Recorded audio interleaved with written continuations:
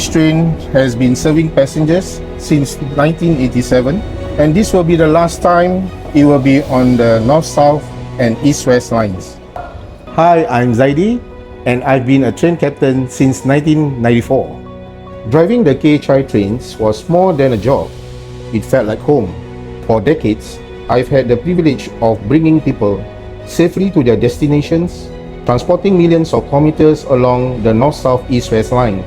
Saying goodbye is bittersweet, but I know that this marks a new chapter in building a better, more reliable MRT system.